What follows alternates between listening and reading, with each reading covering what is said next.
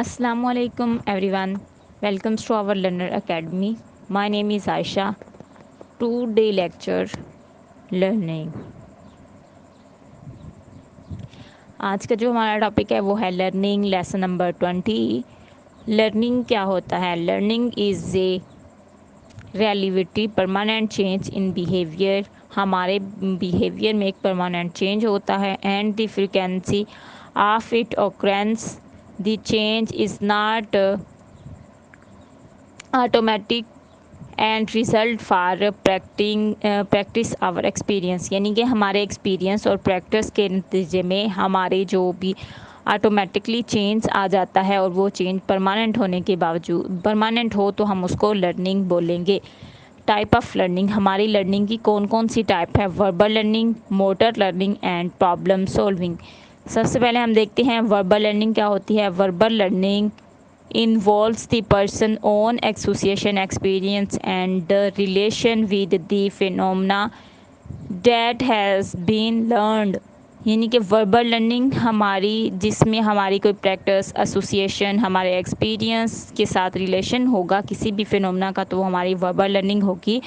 Motor learning में हमारी practice आ जाएगी। वो लर्निंग जिसमें हमने कोई अपने हाथ पाँव यानी कि हमारे हरकत करने वाले अज़ा को मोटर कहते हैं ना, तो हमारे हरकत करने वाले जितने भी अज़ा हैं उनके ज़रिए हम किसी चीज़ की प्रैक्टिस करके जब लर्न करते हैं तो हमारी मोटर लर्निंग कहलाती है। उसके बाद प्रॉब्लम सॉल्विंग के बाद भी हमारी लर्निंग हो जाती है। एक प्रॉब्लम सॉल्व हमने किया अपने ओन पर, तो या किसी को करते हुए वो प्रॉब्लम सॉल्व करते हुए देख लिया तो हमने उस चीज़ को लर्न कर लिया, वो हमारी लर्निंग होगी। हाउ डू वी लर्न, हम कैसे लर्न करते हैं? नंबर 1 क्लासिकल कंडीशनिंग के ज़रिए, नंबर 2 ऑपरेंट कंडीशनिंग और number 3 cognitive approach to learning. Basic terminology, इसमें सबसे पहले स्टिमुलस, रिस्पॉन्स और एनवायरनमेंट और उसके बाद वेरिएबल्स, इनका जिक्र किया गया है। ये बहुत ही एक बेसिक टर्मिनोलॉजी है और ये 3-4 लेसन को कवर करने के लिए यही चीज़ें हमें बार बार आएंगी और इसलिए इसको ध्यान से सुनिएगा। सबसे पहले स्टिमुलस क्या होता है? Stimulus physical energy source that has an effect on an sense organ दस प्रोड्यूसिंग ए रिस्पॉन्स। इनके कोई भी जो फिज़िकल जो है एनर्जी है वो हमारा स्टिमुलस कहलाता है। मतलब हमें कोई भी स्टिमुलस मिला, अगर हमने आप सोच लें आपको किसी ने थप्पड़ मारा, वो क्या था? एक स्टिमुलस मिला। और उसके बाद द रिस्पॉन्स, हमारा उस थप्पड़ खाने के बाद जो भी हमारा रिस्पॉन्स हुआ, तो सारी बातें हम गुस्सा करेंगे या हम उसको हो सकते हैं हम उसको मजाक में कह के यानी कि टाल दें। यानी कि हमारा उसके बाद जो भी रिस्पॉन्स होगा वो हमारा जो भी बिहेवियर होगा, जैसा भी बिहेवियर होगा वो हमारा रिस्पॉन्स कहलाएगा। इन्वायरमेंट, जैसा कि आप जानते हैं कि हमारा इर्द गिर्द का माहौल जो है वो हमारा इन्वायरमेंट ही होता है हमारे इर्द गिर्द। और उसके बाद बात की गई है वेरिएबल्स। वेरिएबल होता है चेंज, दो चीज़ों के दरमियान चेंज। जैसे इधर क्लासिकल कंडीशनिंग को हम जिक्र करेंगे, यही इसकी एग्जांपल है। और उसके बाद हम क्लासिकल कंडीशनिंग पे आ जाते हैं। क्लासिकल कंडीशनिंग क्या होता है और ये किसने इस पे काम किया? सब क्लासिकल कंडीशनिंग में बेसिक तौर पर दो लोगों ने काम किया, पैवलो और जेबी वाटसन। ये दोनों जो थे ये क्लासिकल कंडीशनिंग के फाउंडर थे। Classical conditioning form and association between two stimulus, ये दो स्टिमुलस के दरमियान वो है एसोसिएशन। ये अक्सर एमसीक्यूज में आ जाया करता है। और उसके बाद इसका हिस्टोरिकल बैकग्राउंड में ये बताया गया कि पैवलो जो है वो 1879 में पैदा हुआ था और ये एक साइकोलॉजिस्ट था। इसने क्लासिकल कंडीशनिंग पे काम किया और इसने एक नोबेल प्राइज़ हासिल किया था 1904 में। और उसके बाद क्लासिकल कंडीशनिंग थ्योरी आ जाती है। क्लासिकल कंडीशनिंग बेसिकली मैं इसका आपको तजर्बा बताती हूँ इसने क्या किया था। ये पैवलो जो था ना, इसके पास एक डॉग था। इसने एक डॉग को एक कमरे में बंद किया और क्या करता था कि दिन में 4 बार उसको फूड डाल देता था, कोई भी फूड पाउडर जो भी था उसका वो उसको डाल देता था। तो कुत्ता सीख गया कि मुझे दिन में 4 बार खाना मिलता है और किस किस टाइम पे खाना मिलता है वो सब यानी कि वो हो गया ना, वो जब भी वो टाइम होता था वो यानी कि खाने के लिए तड़पना शुरू हो जाता है। उसने एक बिहेवियर सीख लिया क्योंकि डेली बेस पे उसको वही टाइम पे खाना दिया जाता था।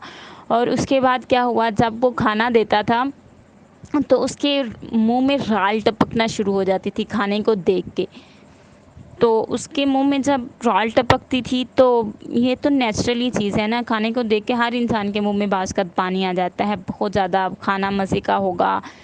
तो वो एक सीख गया ना कि खाने पे उसने राल टपकाना शुरू कर दी। उसके बाद उसने क्या किया, कुछ ही दिन गुज़रे, उसने उसको वो बिहेवियर सिखाया, फिर उसने उसको किसी और बिहेवियर में मूव ऑन किया। उसके बाद उसने क्या किया कि पहले वो बेल बजाता था और बेल बजने के बाद यानी कि 2-4 सेकंड के बाद उसको, या 2-4 मिनट कह लें, उसके बाद उसको खाना दिया जाता था। वो ही फूड पाउडर जो था उसका, वो दिया जाता था। और फिर कुत्ता यानी कि कुछ दिन बाद ये सीख गया कि भाई जब ये बेल की आवाज़ आती है ना, उसके बाद खाना मिलता है। तो वो कुत्ता जो था उसने फिर क्या किया, किसी की बाहर रोड पे कोई भी बेल हो रही है, कोई गाड़ी की बेल है या फ़ोन बेल है, घड़ी की आवाज़ को देख के या डोर बेल देख के, मतलब कोई भी इस तरह की आवाज़ सुनने के बाद उसके मुंह में सैलिवेशन शुरू हो जाती थी, राल टपकना शुरू हो जाती थी। यानी कि वो सीख जो गया था कि किसी भी आवाज़ के बाद आवाज़ पैदा होती है और आवाज़ पैदा होने के बाद मुझे खुराक मिलती है। और वो यानी कि उसको ये तो नहीं पता था कि ये एक स्पेसिफ़िक आवाज़ है। और फिर वो यानी कि उसने जनरली हर आवाज़ पे सैल्यूएशन करना शुरू कर दी। फिर वो सीखा कि नहीं, हर आवाज़ पे मुझे खाना नहीं मिलेगा। फिर उसने सीखा कि ये एक स्पेसिफ़िक आवाज़ है, ये वाली आवाज़ आएगी तो खाना मिलेगा। और उसके बाद उसने वो बिहेवियर सिखाया। फिर उसके बाद उसने उसी को भी दोबारा से चेंज किया। उसने क्या किया, खाली बेल बजा देता था और खाना नहीं देता था। फिर कुत्ते ने कहा नहीं भई, ये बेल की वजह से भी खाना नहीं मुझे मिल रहा। वो बेल बजा देता था और खाना नहीं देता था। फिर उसके बाद उसने डायरेक्टली खाना देना शुरू कर दिया।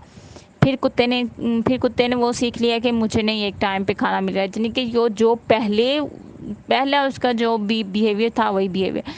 पेवलोव का ये मानना था कि हम इंसान के बिहेवियर को चेंज कर सकते हैं। कोई भी चीज़ है, लास्ट में नहीं कि इंसान ही, यानी कि हर चीज़ के बिहेवियर को हम चेंज कर सकते हैं। उसने ये चीज़ें अपने क्लासिकल कंडीशन में ज़ाहिर की। यहाँ पे अनकंडीशनल स्टिमुलस है, अनकंडीशनल स्टिमुलस मिलेगा तो उसका अनकंडीशनल, ज़ाहिर बात है, उसका रिस्पॉन्स होगा। अगर कोई कंडीशनल स्टिमुलस होगा तो उसका कंडीशनल ही रिस्पॉन्स होगा। और उसके बाद जे.बी. वाटसन था, जे.बी. वाटसन ने इस पे काम किया था। अच्छा, पहले मैं आपको वो कर देती हूँ, आपको शायद समझ नहीं आई होगी। अनकंडीशनल स्टिमुलस मैंने तो ऐसे डिफ़ाइन कर दिया ना। अनकंडीशनल स्टिमुलस क्या था, वो फूड पाउडर जो था ना इन माउथ, उसके मुंह में जब भी कोई वो जो था फूड फूड पाउडर था, उसको देखते ही उसको सैलिवेशन शुरू हो जाती थी। अनकंडीशनल रिस्पॉन्स, अनकंडीशनल स्टिमुलस से अनकंडीशनल रिस्पॉन्स, यानी कि उसकी सैलिवेशन नेचुरली जैसे होता है।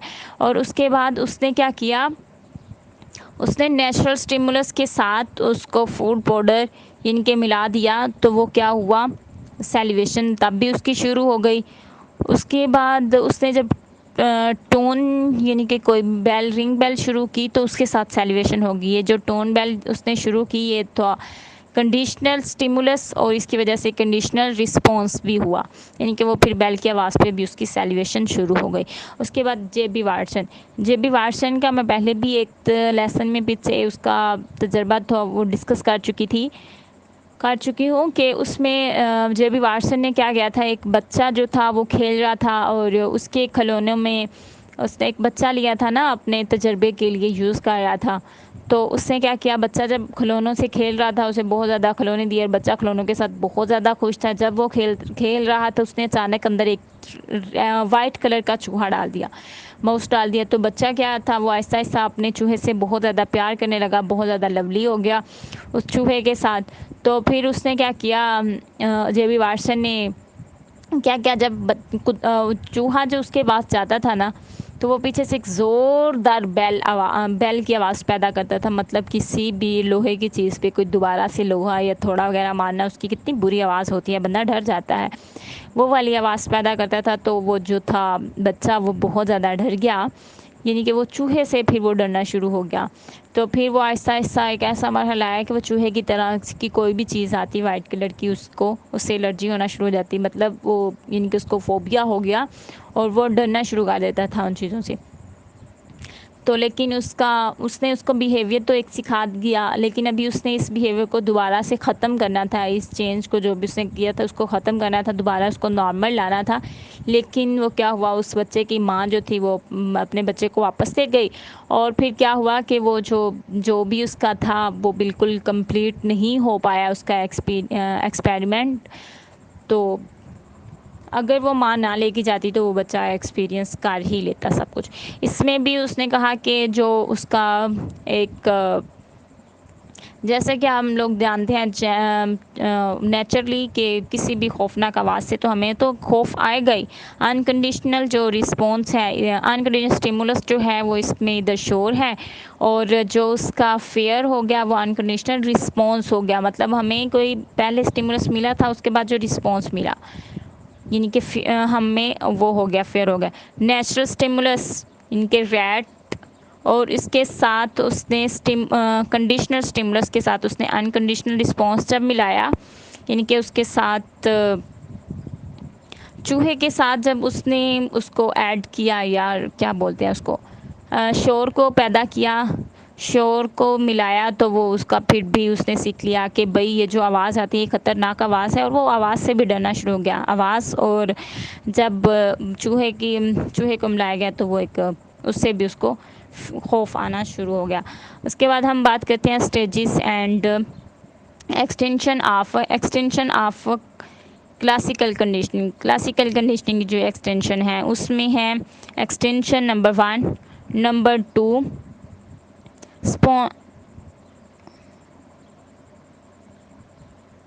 स्पॉन्टेनियस रिकवरी, और उसके बाद स्टिमुलस जनरलाइज, और उसके बाद नंबर 4 पे आ जाता है स्टिमुलस डिस्क्रिमिनेशन, और उसके बाद नंबर 5 पे हायर ऑर्डर कंडीशनर। यानी कि अब हम यहाँ पे बात करते हैं एक्सटेंशन की। एक्सटेंशन क्या होता है, यानी कि this is when classical conditioner can be said to have taken place. तो ये हमारी एक्सटेंशन कहलाती है। The unlearn of the conditioner response by weakening it, leading to it disappear, using the same principle as those for learning and the response। इनके यहाँ पे उसने बताया कि जो है कंडीशनल रिस्पॉन्स जो होता है हमारा, वो हमें वीक कर देता है किसी भी चीज़ में। यानी कि जो हमारा बिहेवियर था कुत्ते का, नेचुरली के फूड को देख के सेलिब्रेशन शुरू होना, उसको इसने एक्विजिशन में उसने उसको वीक कर दिया, उसको उसकी स्ट्रेंथ को वीक किया, और उसने एक नया जो था उसको, यानी कि उस पर उसकी सेलिब्रेशन को उसने ख़त्म किया। जो नेचुरली फूड पे सेलिब्रेशन करता था उसको इसने ख़त्म किया। उसके बाद स्पॉन्टेनियस रिकवरी, फिर उसने उसको दोबारा से रिकवरी किया। जनरलाइज में उसने, यानी कि वो हर चीज़ को जनरलाइज करने लग गया हर चीज़ पे, यानी कि कोई भी उससे मिलती जुलती आवाज़ थी वो सेलिब्रेशन शुरू कर दी उसने। ये इस तरह की चीज़ें इसमें डिस्कस की गई हैं। तो आई होप आपको लेसन की समझ आ गई होगी। तो अब हम नेक्स्ट जो है वो हमारा ऑपरेंट कंडीशनिंग में बात करेंगे। ऑपरेंट कंडीशनिंग पे किसने काम किया और क्या क्या चीज़ें हैं। तब तक के लिए अल्लाह हाफिज़, थैंक यू सो मच।